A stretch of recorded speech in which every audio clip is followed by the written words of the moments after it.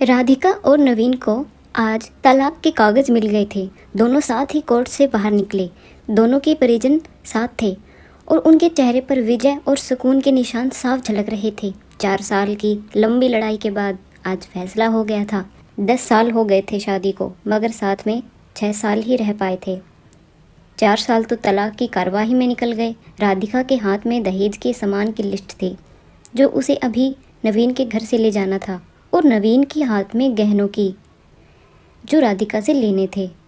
साथ में कोर्ट का यह आदेश भी था कि नवीन 10 लाख रुपए की राशि राधिका को चुकाएगा। राधिका और नवीन दोनों एक ही टेम्पो में बैठकर नवीन के घर पहुंचे। दहेज में दिए सामान की निशानदेही राधिका को करनी थी, इसलिए 4 वर्ष बाद ससुराल जा रही थी।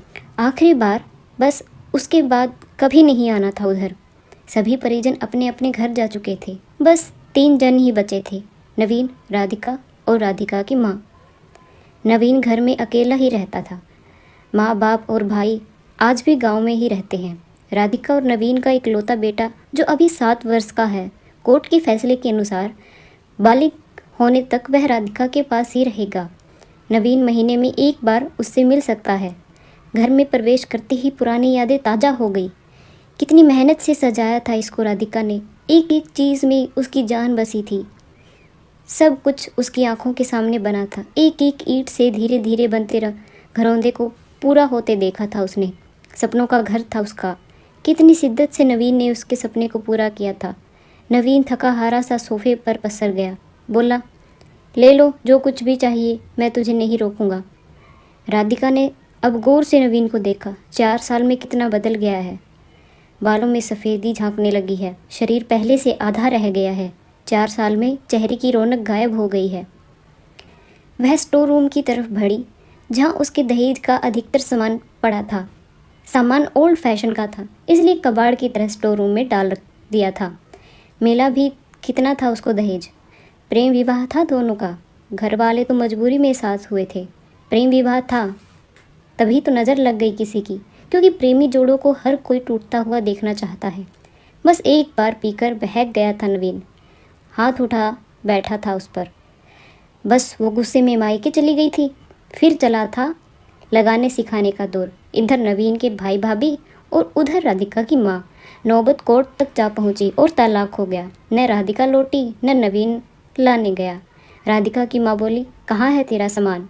इधर तो नहीं दिखता, बेच दिया होगा इस शराबी ने। चुप रहो माँ। राधिका को न जाने क्यों नवीन को उसके मुंह पर शराबी कहना अच्छा नहीं लगा। फिर स्टोर रूम में पड़े सामान को एक एक कर लिस्ट में मिलाया गया। बाकी कमरों में भी लिस्ट का सामान उठा लिया गया। राधिका ने सिर्फ अपना सामान लिया, नवीन के सामान को छुआ भी नहीं। फिर राधिका ने नवीन को गहनों से भरा बैग पकड़ा दिया। नवीन ने बैग वापस राधिका को दे दिया। रख लो, मुझे नहीं चाहिए, काम आएंगे तेरी मुसीबत में। गहनों की कीमत 15 लाख से कम थी। क्यों? कोर्ट में तो तुम्हारा वकील कितनी दफ़ा गहने गहने चिल्ला रहा था। कोर्ट की बात कोर्ट में ख़त्म हो गई राधिका। वहाँ तो मुझे भी दुनिया का सबसे बुरा जानवर और शराबी साबित किया गया है। यह सुनकर राधिका की माँ ने नाक चढ़ाई। नहीं चाहिए, वो 10 लाख भी नहीं चाहिए। क्यों? कहकर नवीन सोफे से खड़ा हो गया। बस यूं ही। राधिका ने मुंह फेर लिया। इतनी बड़ी जिंदगी पड़ी है, कैसे कटोगी? ले जाओ, काम आएंगे। इतना कहकर नवीन ने भी मुंह फेर लिया और दूसरे कमरे में चला गया। शायद आंखों में कुछ उमड़ा होगा जिसे छुपाना भी ज़रूरी था। राधिका की माताजी गाड़ी वाले को फ़ोन करने में व्यस्त थी। राधिका को मौका मिल गया। वो नवीन के पीछे उस कमरे में चली गई। वो रो रहा था, अजीब सा मुँह बनाकर, जैसे भीतर के शलाब को दबाने की जद्दोजहद कर रहा हो। राधिका ने उसे कभी रोते हुए नहीं देखा था। आज पहली बार देखा। न जाने क्यों राधिका का दिल भी भर आया, मगर ज़्यादा भावुक नहीं हुई। सधे अंदाज में बोली, इतनी फिक्र थी तो क्यों दिया तलाक? मैंने नहीं, तलाक तुमने दिया। दस्तखत तो तुमने भी किए। माफ़ी नहीं मांग सकते थे? मौका कब दिया तुम्हारे घर वालों ने? जब भी फ़ोन किया काट दिया।